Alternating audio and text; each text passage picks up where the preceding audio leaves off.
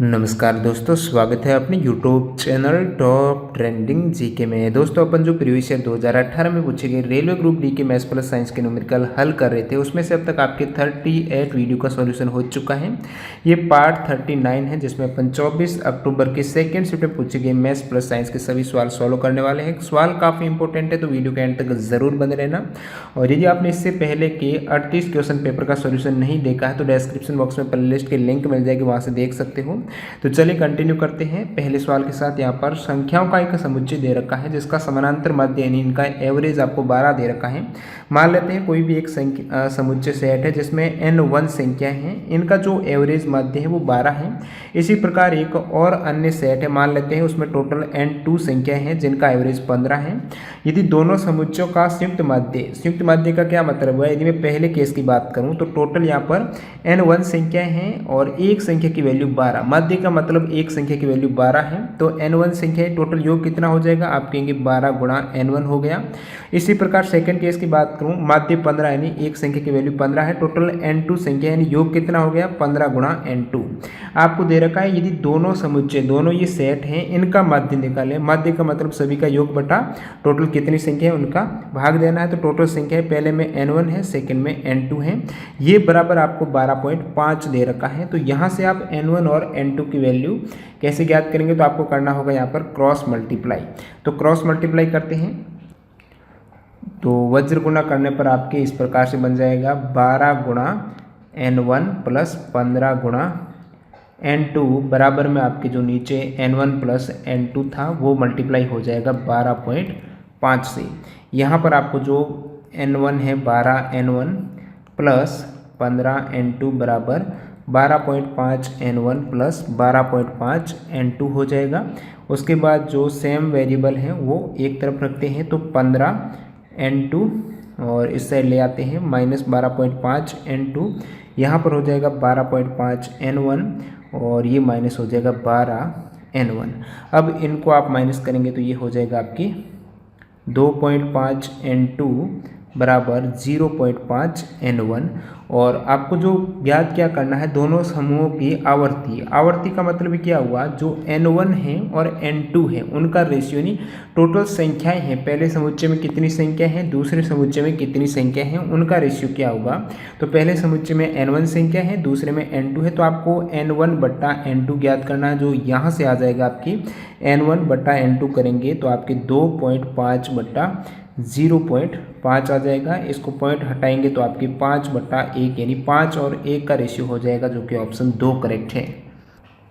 अगला सवाल देखिए यहाँ पर, 5 साल पहले जेमिनी और जतिन के वेतन का रेशियो 1 और 3 था और हर साल जेमिनी के वेतन में 300 रुपये और जतिन के वेतन में 100 रुपये का यहाँ पर इंक्रीमेंट वृद्धि होती है। यदि आज से 5 साल बाद उनका वेतन समान रहेगा तो जतिन का वर्तमान वेतन कितना है, जतिन की सैलरी आपको ज्ञात करनी है। तो 5 साल पहले जेमिनी और जतिन का वेतन का रेशियो है, तो कुछ इस टाइप से मैं लिख लेता हूँ 1:3। ये आपके 5 साल पहले था, 5 वर्ष पहले था। तो इनको मैं कुछ यदि ये रेशियो हटाऊं तो ऐसे भी लिख सकता हूं x/3x, यानी 5 साल पहले जेमिनी का जो वेतन था वो x रुपये था और जो जतिन का वेतन था वो 3x रुपये था। अब देखिए होता क्या है, यहाँ पर हर साल जेमिनी के वेतन में ₹300 और जतिन के वेतन में 100 की वृद्धि होती है। तो जेमिनी के वेतन में 300, जतिन के 100, अब होती कितने वर्ष तक है आपको ज्ञात करना है। यदि आज से 5 साल बाद, ये जो स्थिति है ये 5 वर्ष पहले, अभी आज से यानी वर्तमान स्थिति आएगी तो 5 वर्ष जुड़ेगा, ये वर्तमान स्थिति, उसके 5 वर्ष बाद यानी टोटल आपको 10 वर्ष जोड़ना है और ज्ञात करना है जतिन का, उनका वेतन समान रहता है 10 वर्ष बाद। आज से यानी वर्तमान से 5 वर्ष बाद उनका वेतन समान हो जाता है। समान का मतलब क्या हुआ, जैसे कि ये 10 वर्ष जुड़ेगा, आज से 5 वर्ष बाद यानी 10 वर्ष बाद हो जाएगा वर्तमान से, क्योंकि ये 5 वर्ष पहले का आपको दे रखा है। तो ये 10 वर्ष यदि मैं जोड़ूंगा इसमें, देखिए प्रत्येक वर्ष है, ये किसका है, जेमिनी का। तो जेमिनी का प्रत्येक वर्ष 300 रुपये बढ़ रहा है, 10 वर्ष में कितना बढ़ जाएगा, तो आप कहेंगे x के साथ 3000 रुपये हो जाएगा। सेकेंड स्थिति की बात करूँ तो जतिन का प्रत्येक वर्ष 100 रुपये बढ़ रहा है, तो जतिन का 10 वर्ष बढ़ेगा तो कितना हो जाएगा, 3x प्लस 100 बढ़ रहा है, 10 वर्ष में आपके 1000 बढ़ जाएगा। तो यहाँ पर जो ये स्थिति आ रही है ये दोनों इक्वल बताया गया सवाल में कि आज से 5 साल बाद यानी वर्तमान से 5 यानी 5 वर्ष पहले के 5 वर्ष बाद करेंगे तो टोटल 10 साल बाद ये स्थिति है, इनका वेतन समान है तो ये इक्वल कीजिए आप। तो यहाँ से आपको x की वैल्यू आ जाएगी, तो x आ जाएगा आपकी 3x माइनस x बराबर 3000 माइनस 1000 यानी 2x बराबर 2000 हो गया। x बराबर आपकी वैल्यू आ गई 1000।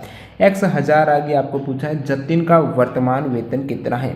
तो जतिन की बात करूं तो जतिन आपकी 3x था 5 वर्ष पहले। वर्तमान की बात करें तो वर्तमान में हो जाएगा 5 वर्ष और ऐड कर दीजिए। प्रत्येक वर्ष जतिन का कितना बढ़ रहा है, 100 बढ़ रहा है, 5 वर्ष में 500 हो जाएगा। x की वैल्यू 1000 है तो 3 गुणा 1000 3000 प्लस 500 यानी 3500 रुपये हो जाएगा जतिन का वर्तमान वेतन।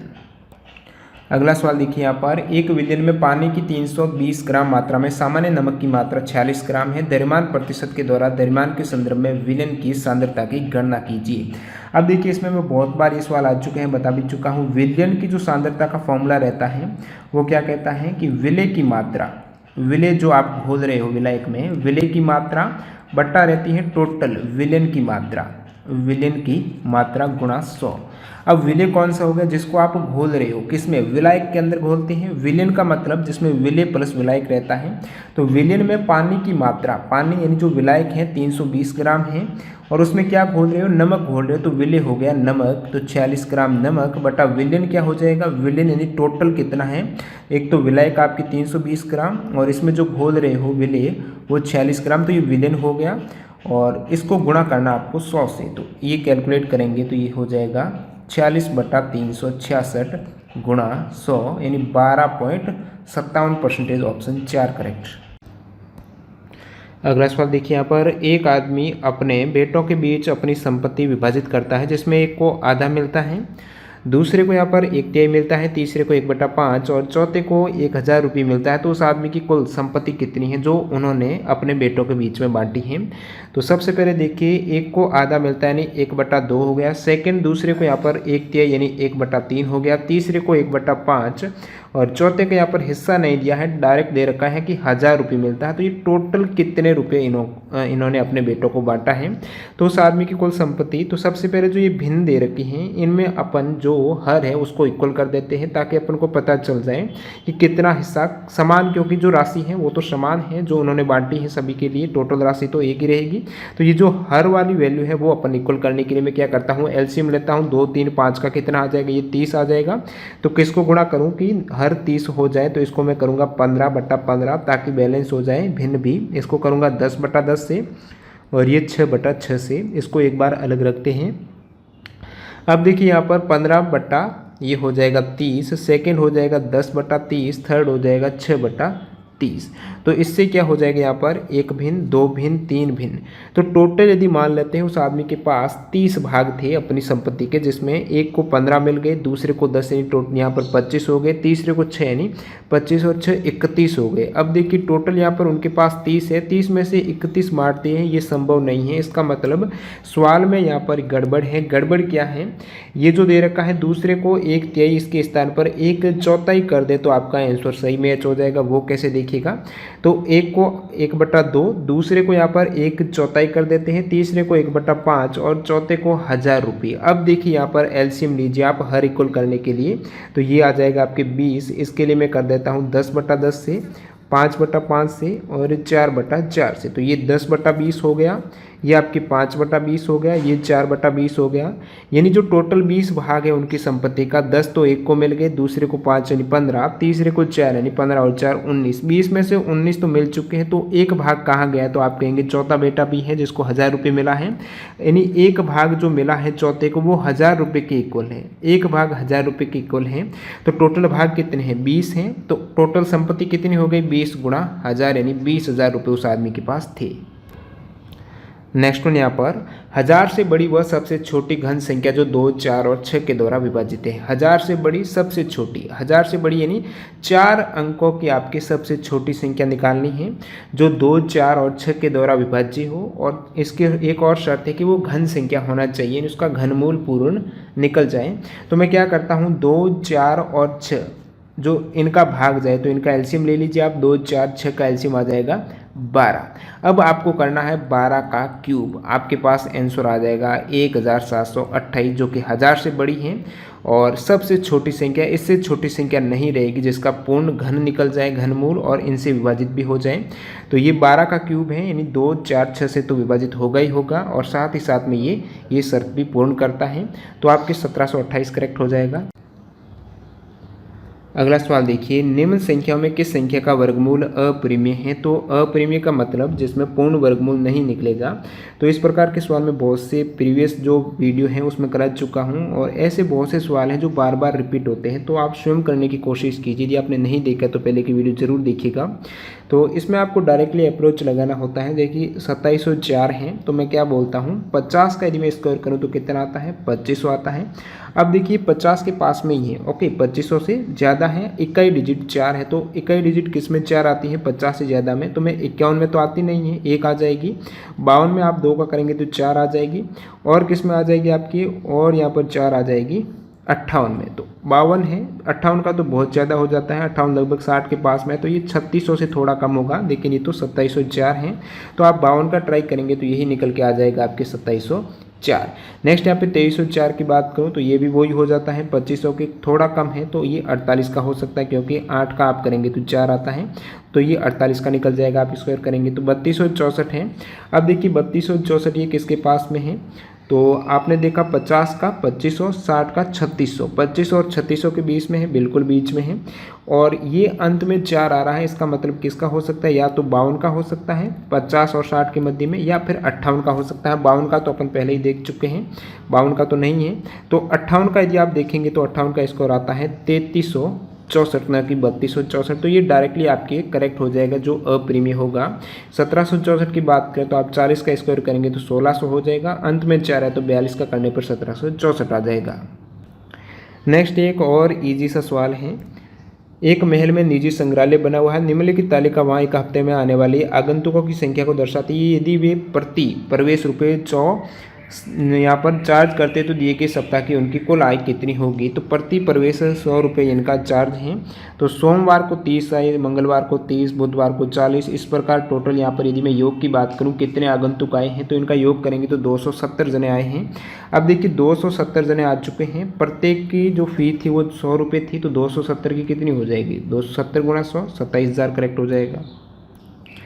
नेक्स्ट यहाँ पे एक और एवरेज का सवाल है, तो इसमें क्या दे रखा है, 12 सदस्यों के एक समूह का औसत स्कोर 8 है, तो टोटल कितना हो जाएगा, 12 सदस्यों का औसत यानी एक सदस्य का 8 है, 12 का 12 गुणा 8 करेंगे तो 96 हो जाएगा।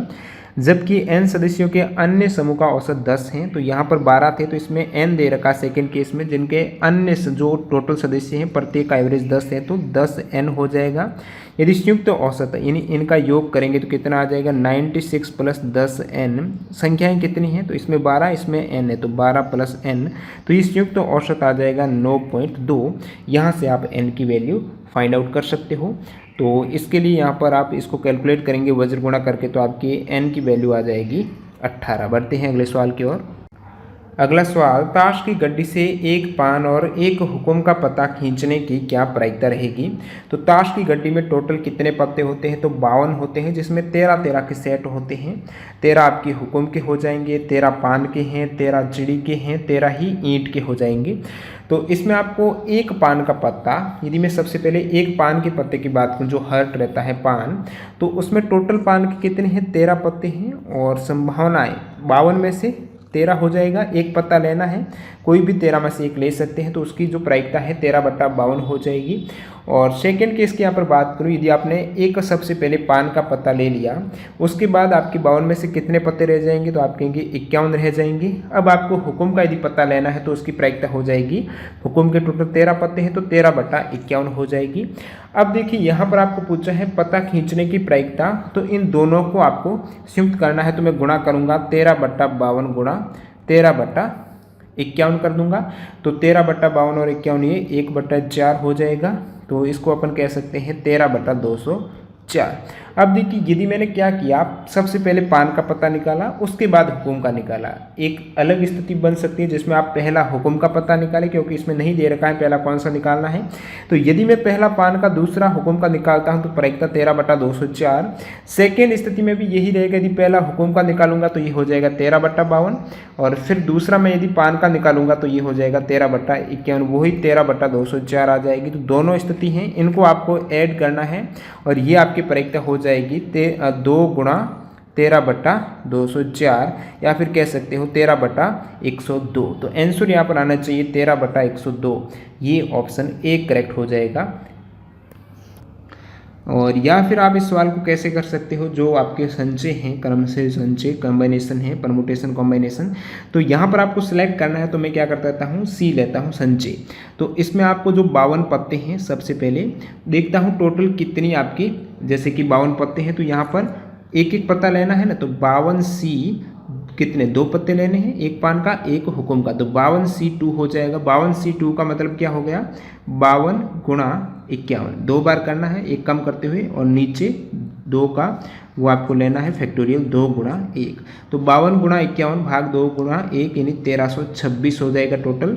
अब देखिए ये तो 2 पत्ते आपको लेने हैं 52 में से, लेने कौन से वो देखिए, एक पान का लेना है, एक पान का पत्ता लेने की संभावना 13C1। सेकेंड केस में आपको एक लेना है हुकुम का, तो हुकुम के भी 13 पत्ते हैं, एक लेना 13C1 हो जाएगा। इसको आप कैलकुलेट करेंगे तो ये तो 13 ही है, इसमें भी 13 और 13 169।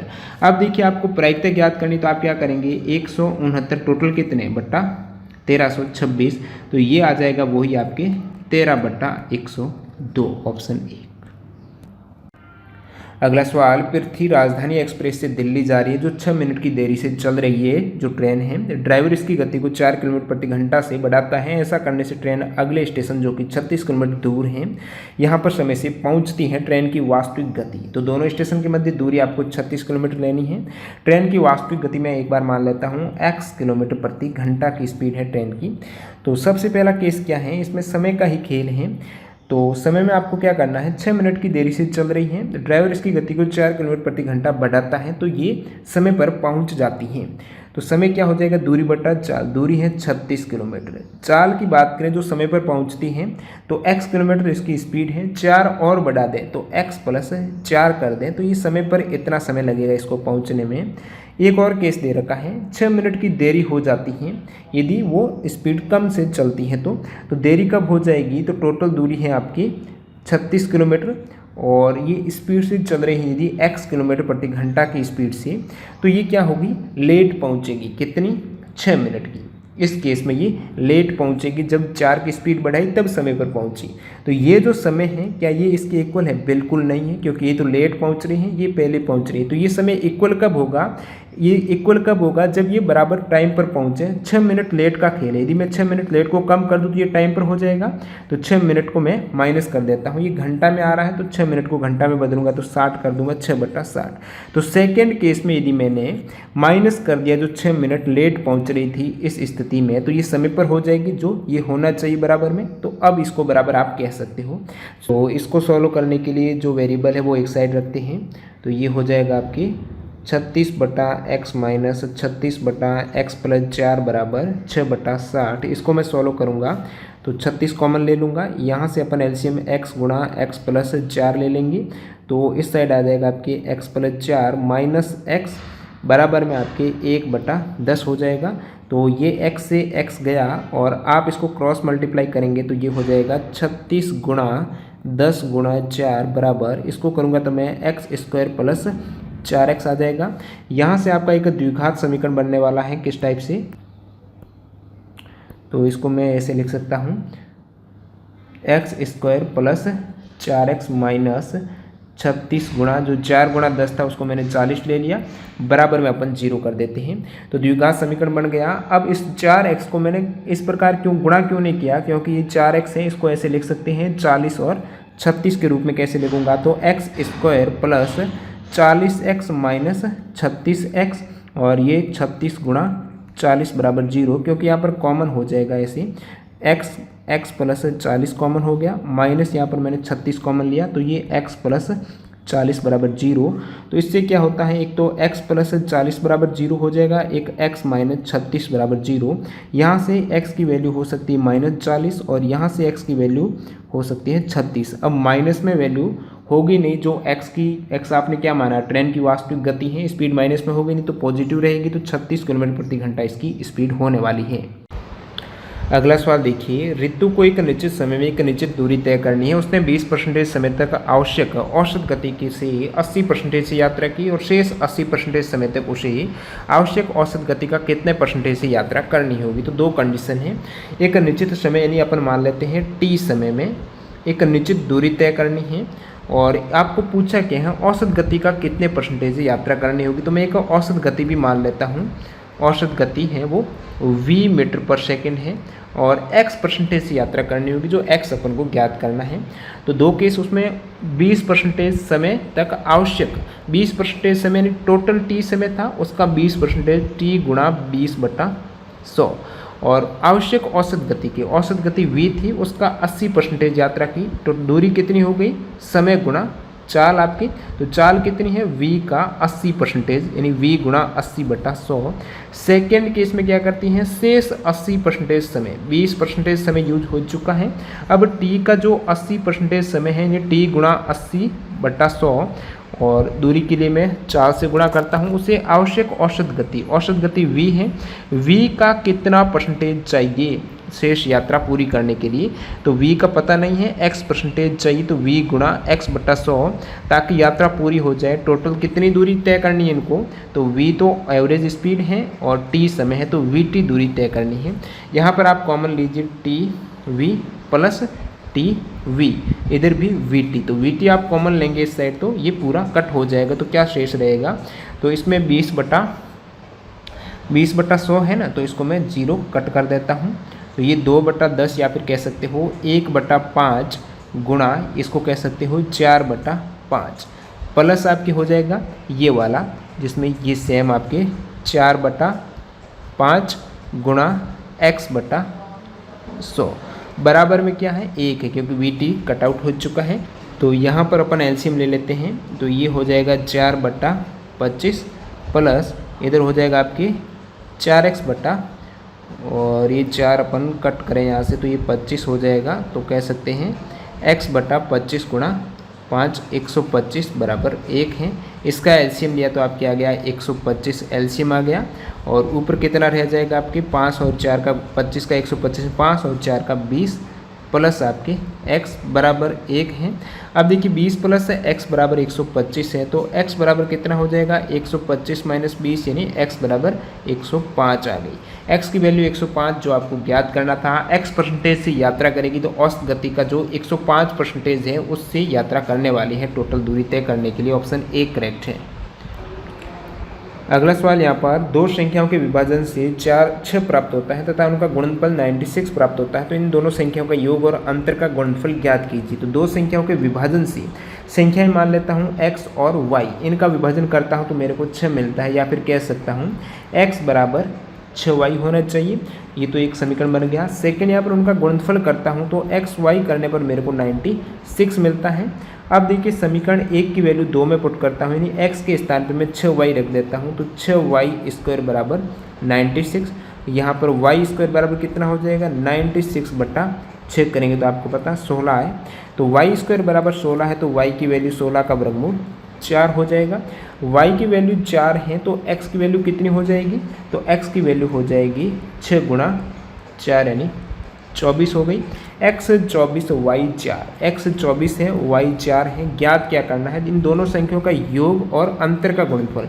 योग करूँ 24 और 4 28 हो गया, और इसको गुणा करना है अंतर के साथ में, यानी 24 - 4 20 के साथ में, तो ये हो जाएगा आपके 28 दूनी 56 और 0 560। अगला सवाल एक साइंस का न्यूमेरिकल है, देखिए इसको।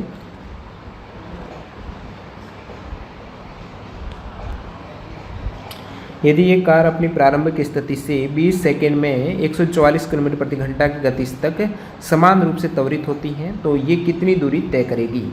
तो इसमें आपको सबसे पहले क्या दे रखा है, प्रारंभिक स्थिति यानी जो इनिशियल u बराबर है वो 0 मीटर पर सेकेंड आपको दे रखा है।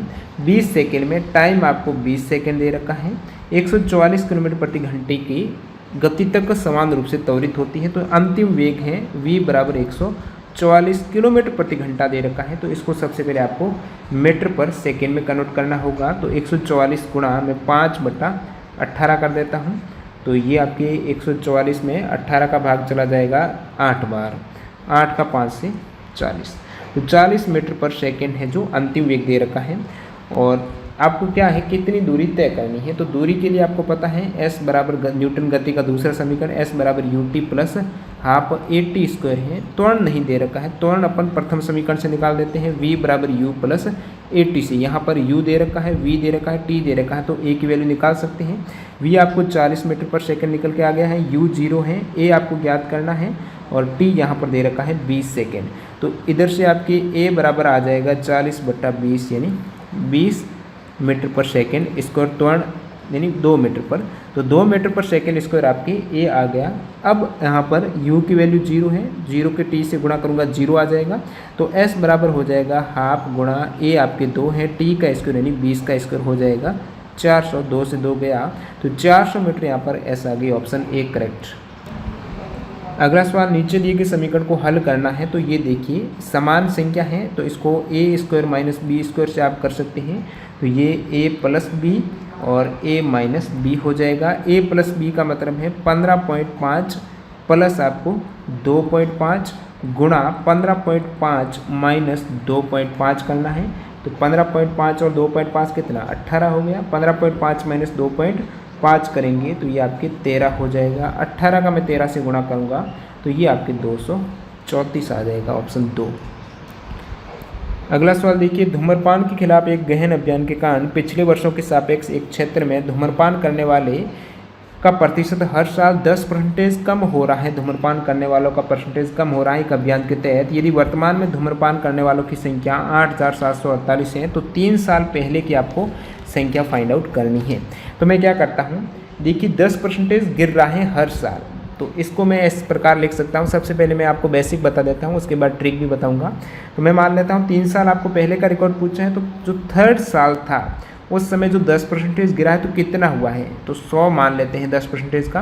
तो 100 का यदि 10% कम हुआ तो कितने धूम्रपान करने वाले रह गए हैं, तीसरे साल में 90 रह गए थे। अब देखिए यहाँ पर सेकंड केस की बात करूँ, जैसे तीसरा साल है तो सेकंड इससे पहले 3 साल पहले का पूछा है, तीसरा फिर मैं सेकंड लेता हूँ। तो सेकंड में यदि धूम्रपान करने वाले ये शेष कितने रहे हैं, 90 हैं। तो 90 में सेकंड जब पूरा होगा साल तो और यहाँ पर 10% की कमी हो जाएगी। तो 90 का 10% कितना होता है, तो आप कहेंगे 9 की कमी होगी यानी 81 रह जाएंगे। इसी प्रकार यहाँ पर पहला साल रहेगा, उसमें जो धूम्रपान करने वाले 81 है, साल के अंत में इनका भी 10% कम हो जाएगा। तो 81 का 10% निकालूँ तो 8.1 है। तो 81 में से 8.1 माइनस करूँ तो 72.9 आ जाएगा। तो ये जब 3 साल पहले का रिकॉर्ड है। आपको पूछा क्या है कि वर्तमान में धूम्रपान करने वाले, तो वर्तमान में है कितने धूम्रपान करने वाले, ये 1 साल पहले, 2 साल पहले, 3 साल पहले। तो वर्तमान की बात करें तो 72.9 जो रह गए हैं, 72.9 है धूम्रपान करने वाले। और इसके पहले कितने हो जाएंगे, जब ये वर्तमान में भी पूरा हो जाएगा साल तो 10% और कमी हो जाएगी, जो कि इसका निकालेंगे तो 65.61 रहने चाहिए। तो वर्तमान जो 72.9 दे रखा है वो सवाल के अकॉर्डिंग आपको 8748 आना चाहिए। तो 8748, तो एक की वैल्यू के लिए आप 8748 में 72.9 का भाग देंगे। तो 8748 में मैं यदि 72.9 का भाग देता हूँ तो आपके आंसर आएगा ये 120 आ जाएगा। तो एक की वैल्यू 120 हो जाएगी। आपको पूछा क्या है, 3 साल पहले की संख्या कितनी है, तो आपने मानी कितनी है 3 साल पहले की, तो आपने माना 100 थी शुरुआत में। एक की वैल्यू 120 है तो 100 की कितनी हो जाएगी, 120 गुणा 100 यानी 12,000 आ जाएगी। ये तो कुछ बेसिक हो जाएगा। यदि आपको डायरेक्टली करना है तो किस टाइप से करना है, तो आपको देखिए उल्टा चलना है। यदि बेसिक की भी बात करें, जैसे कि 100 व्यक्ति हैं टोटल काम करने वाले, उसमें से 10 व्यक्ति काम नहीं करते हैं, 10% व्यक्ति नहीं करते, तो कितने करते हैं? आप कहेंगे 90 करते हैं। यदि उल्टा मैं आपको कह दूँ 10% नहीं करते, इसका मतलब कितने करते हैं? तो आपने कैसे निकाला? 9 करते हैं, 10% नहीं करते, 10 में से 9 करते हैं ना, तो आपने डायरेक्टली 100 का 9/10 किया, तभी आपके आ गया कि 90 करते हैं। यदि उल्टा मैं आपको पूछ लूँ कि 90 व्यक्ति काम करते हैं, 10% नहीं करते, तो टोटल कितने हैं? तो आप कहेंगे मैं 90 का या 9/10 किया तो 10/9 कर दूंगा, तो टोटल मेरे पास आ जाएगा आपके 10 और 10 100 आ जाएगा। तो कुछ इस टाइप से इस सवाल को भी आप कर सकते हैं। यदि वर्तमान में धूम्रपान करने वालों की संख्या 8,748 है, आपको 3 साल पहले का पूछा है। यदि मैं 1 साल पहले की बात करूं, क्योंकि 10% की कमी हो रही है, यदि 10% की कमी 1 साल से स्टार्ट करें कि भाई शुरुआत में 100 थे, 10% की कमी है, तो आप 9/10 करेंगे, लेकिन यहाँ पर उल्टा कर रहे हैं तो आप डायरेक्टली 10/9 कर देंगे, तो 1 साल में ये हो जाएगी स्थिति। आपको 3 साल का पूछा है तो सेकेंड साल में और 10/9 करना है, थर्ड साल में और 10/9 करना है, इसको आपको सॉल्व करना है और आंसर यहाँ से आपके आ जाएगा 12,000। आंसर ऑप्शन ए करेक्ट है। नेक्स्ट यहाँ पे एक वस्तु का भार पृथ्वी की सतह पर 6000 न्यूटन है, तो चंद्रमा की सतह पर इसका कितना होगा? तो 1/6 हो जाएगा, 6 का भाग देना है तो 1000, 6 का 6 नहीं 1000 न्यूटन होना चाहिए, न कि 100 न्यूटन। यहाँ पर 1000 करेक्ट होगा, 100 नहीं। बढ़ते हैं अगले सवाल की ओर। नेक्स्ट यहाँ पर यदि cos 3x बराबर 4 cos cube x minus 3 cos x है, तो sec 135 डिग्री की वैल्यू फाइंड आउट करनी है। तो इसको आप बिना इसकी सहायता से इजीली कर सकते हो। sec 135 डिग्री को ऐसे लिख सकता हूँ, 90 + 45 में लिख सकता हूँ। अब देखिए sec 90 + थीटा कितना होता है, तो आपके cosec में चेंज हो जाएगा ये cosec थीटा। लेकिन यहाँ पर सिंबल का आपको ध्यान में रखना है, ये जो क्वाड्रेंट होते हैं आपके, तो यहाँ पर ये 90 डिग्री का है और ये 180 डिग्री का है। 90 + 45 है, यानी इस सेकेंड क्वाड्रेंट में आएगी वैल्यू। तो सेकेंड में जो ये ट्रिग्नोमेट्री अनुपात रहते हैं, त्रिकोणमिति, उसकी वैल्यू क्या रहती है? पहले में तो सभी पॉजिटिव रहते हैं, ऑल पॉजिटिव। सेकेंड में आपकी देखिए ASTC ये आपने सुना होगा, और एस में क्या आ जाएगा आपके साइन और कॉसेक पॉजिटिव रहेगा, इसमें टेन और कॉट पॉजिटिव रहेगा, इसमें कॉस और यहाँ पर सेक पॉजिटिव रहने वाले हैं। अब देखिए ये है सेक + 90 + थीटा, तो इसमें क्या सेकेंड क्वाड्रेंट में सेक का पॉजिटिव रहता? नहीं, साइन का रहेगा, कॉसेक का रहेगा। तो सेक का नहीं रहेगा, इसका मतलब जो आंसर आएगा माइनस कॉसेक 45 डिग्री आना चाहिए। इसमें ऑप्शन ए करेक्ट है। अगला सवाल, 100 वाट का एक इलेक्ट्रिक बल्ब है, प्रतिदिन 8 घंटे तक उपयोग किया जाता है, तो बल्ब के द्वारा एक सप्ताह में कितनी यूनिट की ऊर्जा खपत होगी? तो यहाँ पर मैं बहुत बार बता चुका हूँ आपको, इस टाइप से सवाल रिपीट हो रहा है। तो 1 यूनिट एनर्जी की वैल्यू होती है 1 किलोवाट आवर। तो आपको देखना है कितने किलोवाट आवर हो रहे हैं यहाँ पर। तो वाट की बात करूँ तो 100 वाट है, और यहाँ पर चाहिए किलोवाट में, तो मैं भाग देता हूँ 1000 की, तो 100/1000 किलोवाट हो गई आपकी शक्ति। और कितने यहाँ पर ओवर घंटे चल रहा है, तो प्रतिदिन 8 घंटे चल रहा है, एक सप्ताह में यानी 7 दिन, प्रतिदिन 8 घंटे, तो टोटल कितने घंटे हो गए? 7 × 8। तो इसको 7 × 8 करेंगे तो यहाँ पर इतने किलोवाट घंटा आ जाएगा। जितने किलोवाट घंटा उतनी ही यूनिट खर्च होने वाली है। तो इसको आप कैलकुलेट करेंगे तो ये हो जाएगा आपके 8 और 7 का 56/10 यानी 5.6 यूनिट बिजली की खपत होगी। नेक्स्ट यहाँ पे एक और साइंस का न्यूमेरिकल है। 11 वोल्ट के विभवांतर वाले 2 बिंदुओं के बीच 5 कूलम्ब के आवेश को स्थानांतरित करने में किया गया कार्य कितना होगा? तो आपको पता होना चाहिए V = W/Q होता है, W = VQ हो जाएगा। V यहाँ पर आपको 11 वोल्ट दे रखा है, आवेश आपको 5 कूलम्ब है, सभी SI में है, तो 55 जूल एनर्जी है वो काम में आएगी। अगला सवाल भी एक साइंस का न्यूमेरिकल, 50 kg द्रव्यमान का एक लड़का 44 सीढ़ियाँ हैं वो 10 सेकेंड में चढ़ जाता है। यदि प्रत्येक सीढ़ी की ऊंचाई आपको 15 सेंटीमीटर दे रखी है तो उसकी शक्ति ज्ञात कीजिए। अब देखिए शक्ति का फॉर्मूला होता है कार्य करने की दर, कार्य करने की दर यानी कार्य बटा समय। कार्य क्या होता है? ये हो जाएगा आपकी बल गुणा विस्थापन यानी mgh, एक तरीके से स्थितिज ऊर्जा। समय आपकी जो दे रखा है 10 सेकंड का यहाँ पर। अब देखिए m यानी द्रव्यमान, मास कितना है 50 किलोग्राम का, गुरुत्वीय त्वरण यहाँ पर g 10 मानना है। h हाइट कितनी है? तो हाइट में टोटल आपकी 44 सीढ़ियाँ हैं, एक सीढ़ी की हाइट 15 सेंटीमीटर में है। देखिए सभी मीटर पर सेकेंड किलोग्राम ऐसा यूनिट में है, तो ये सेंटीमीटर भी आप SI में मीटर में कन्वर्ट करने के लिए मैं 100 का भाग देता हूँ। तो टोटल जो ऊंचाई आ जाएगी वो हाइट आ जाएगी 44 सीढ़ी है, एक सीढ़ी की हाइट आपकी 15/100 मीटर हो जाएगी। तो ये हो गई आपकी हाइट, बट्टा में आपको समय जो कि 10 हो जाएगा। तो 10 से 10 कट आउट हो जाएगा। अब इसको 50 दूनी 100, ये हो जाएगा आपकी 22, और 22 और 15 का मैं गुणा करता हूँ 330। शक्ति का जो मात्रक है वो W वॉट हो जाएगा। इसमें देखिए 330 जूल दे रखा है, लेकिन शक्ति का वॉट होता है, तो ये आपको कंफ्यूज नहीं होना है यहाँ पर। अगला सवाल देखिए यहाँ पर, यदि संटी अपने मासिक वेतन का 50% है वो भोजन पर, 20% किराए पर खर्च करता है और 1500 रुपये फिर भी बचा लेता है, तो उसका मासिक वेतन कितना है? तो भोजन पे ये करता है 50%। यदि मान लेते हैं मासिक वेतन है 100 रुपये, 50% 100 का 50 यानी 50 रुपये, तो ये भोजन पर खर्च कर देता है। 20 किराए पर, 100 का 20 यानी 20 रुपये ये किराए पर खर्च कर देता है। तो कितने खर्च हो गए? 50 और 20 70। अब बचे कितने इसके? तो इसके बच जाएंगे यहाँ पर 100 में से 70 गए, 30 रुपये बच रहे हैं। ये बोल रहा है कि 1500 बचते हैं, तो 30 यहाँ पर 1500 के इक्वल है, तो एक की वैल्यू कितने के इक्वल हो जाएगी? एक की वैल्यू आप कहेंगे 500 के इक्वल हो जाएगी। ज्ञात आपको क्या करना है? उसका मासिक वेतन, तो एक की वैल्यू 50 के मासिक वेतन। देखिए 100 रुपये आपके टोटल वेतन था, एक यहाँ पर 50 मानना है, तो 50 गुणा आप 100 करेंगे तो 5000 रुपये मासिक वेतन आएगा। अगला सवाल, ये भी एक इजी सा सवाल है। 17.5% के लाभ सहित पूरन ने एक जोड़ी जूते 2632 में बेचे हैं। जूतों का लागत मूल्य कॉस्ट प्राइस सीपी ज्ञात करनी है। सीपी होता है एसपी गुणा 100 बटा जितना आपको लाभ हो रहा है 100 प्लस लाभ। तो एसपी कितने में बेच रहा है? 2632 में, गुणा 100 प्लस लाभ यानी लाभ हो रहा है 17.5 का, तो 117.5 हो जाएगा। इसको आप कैलकुलेट करेंगे, गुणा 100 कर दिया, ओके, तो ये हो जाएगा 2240 रुपये इनकी सीपी। नेक्स्ट यहाँ पे एक वेन डायग्राम दे रखा है। वेन आरेख का कक्षा में 3 विषयों का अध्ययन करने वाले छात्र हैं। फ्रेंच और स्पेनिश पढ़ने वाले छात्रों की संख्या, फ्रेंच भी पढ़ते हैं और स्पेनिश भी पढ़ते हैं, तो ये आपकी हो जाएगी।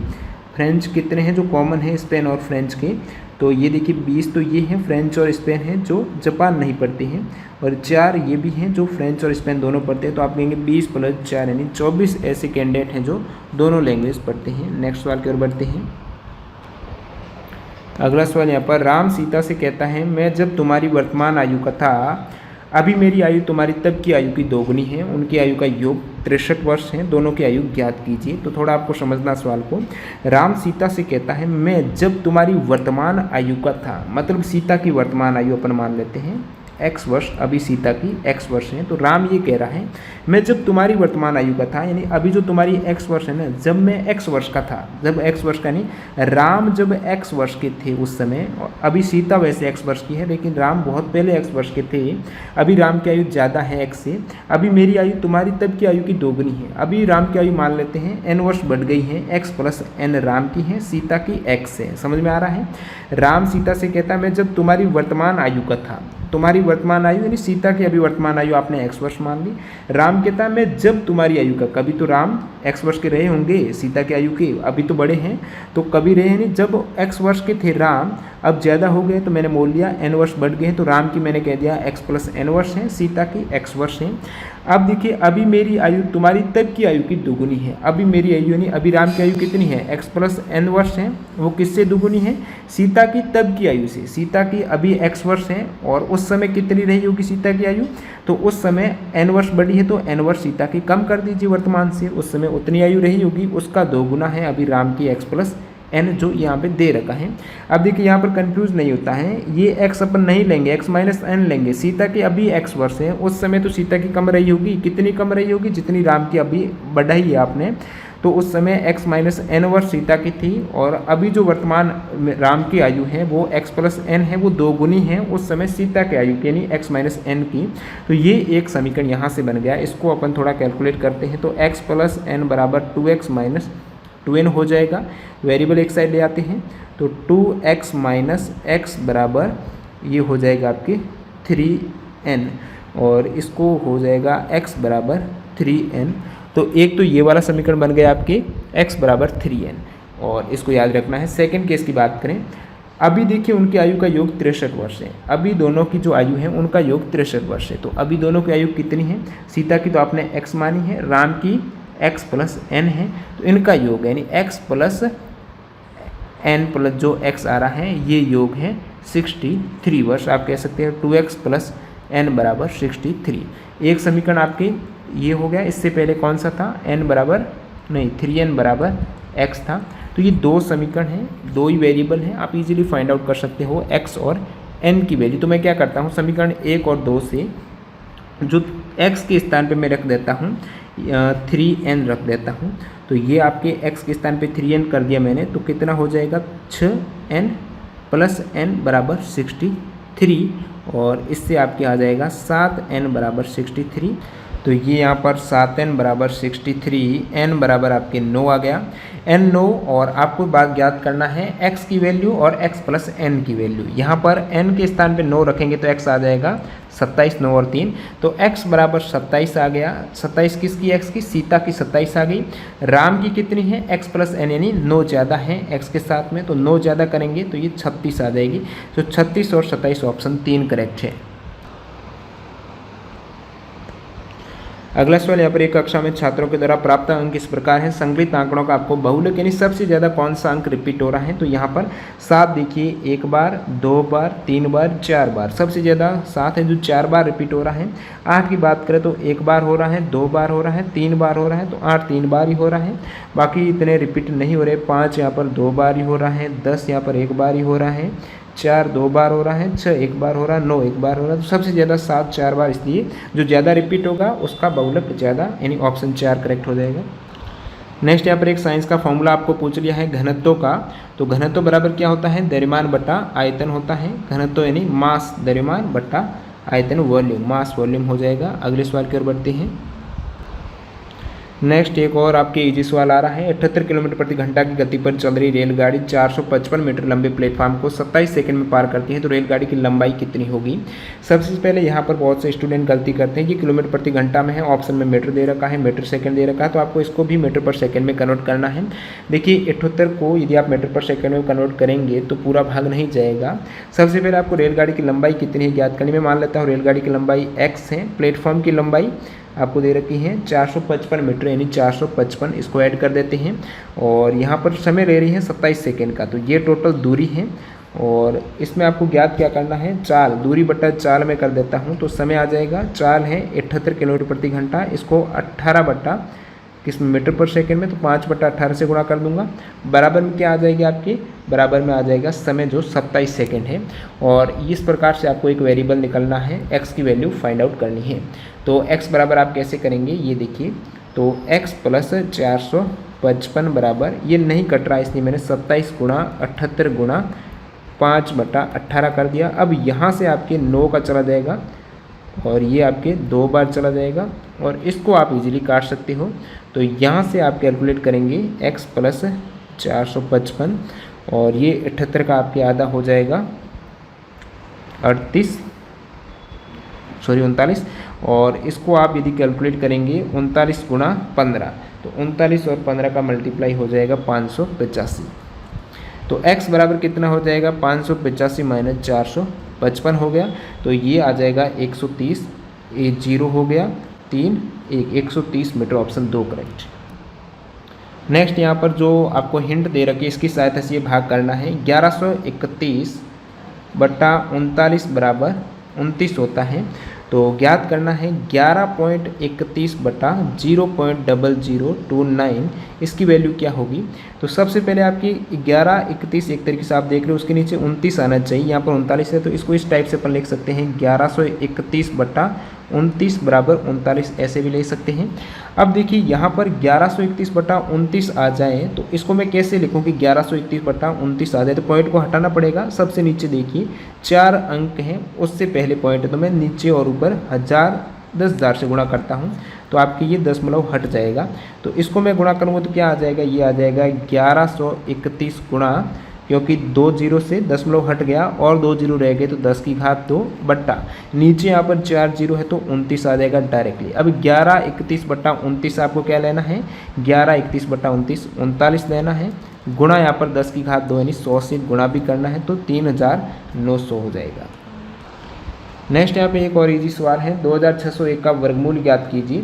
तो आपको पता है 50 का वर्गमूल कितना होता है, 2500 होता है।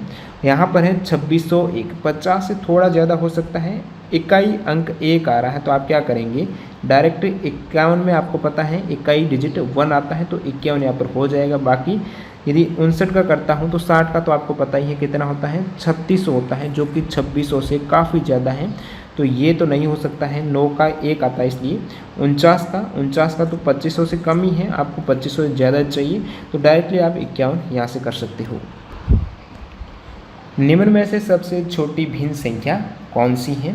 तो इस प्रकार के सवाल में यहाँ पर यदि आप एलसीएम लेके करेंगे, सबसे नीचे जो हर है उसको इक्वल करेंगे, तो काफ़ी लंबा समय आपको लगने वाला है। इसके लिए आपको क्या करना है, डायरेक्टली भाग देना है। सबसे पहले एक अंक तक ट्राई कीजिए। मैं 6 में 11 का भाग देता हूँ तो आपको पता नहीं जाएगा, 0 पॉइंट आएगा, फिर 5 बार चला जाएगा, तो एक बार इसको कह सकते हैं ये 0.5 आ गई इसकी वैल्यू। इसी प्रकार आपको 13 में 18 का भाग देना है, तो ये 13 में 18 का 0.7 आ जाएगा। फिर इसको 15 में 22 का दूंगा तो 0.6 आ जाएगा। 19 में 36 का तो 0.5 है, और 5 का 6 में तो 0.8 आ जाएगा। आपको सबसे छोटा पूछा है तो 2 है, 0.7 बड़ी है, 6 बड़ी है, 8 बड़ी है, इससे छोटा कोई नहीं है 0.5 से, तो या तो 6/11 हो सकता है या फिर 19/36 हो सकता है। अब आपको एक और डिजिट तक भाग देना पड़ेगा, इन दोनों में ही देना, बाकी में आपको एक एक डिजिट से ही काम चल गया है। तो 6/11 का यदि मैं एक और डिजिट तक भाग देता हूँ 0.54 आ जाएगा। 19/36 में देता हूँ तो ये 0.52 आ जाएगा, जो कि इससे छोटा है, तो 19/36 सबसे छोटी हो जाएगी। और सबसे बड़ी पूछ रहे तो 0.8 वाली तो है ही सबसे बड़ी। और जो अंतिम सवाल है, a/√512 बराबर √162 है, तो क्रॉस मल्टीप्लाई करना है सिंपल आपको। a का स्क्वायर बराबर √162 गुणा √512।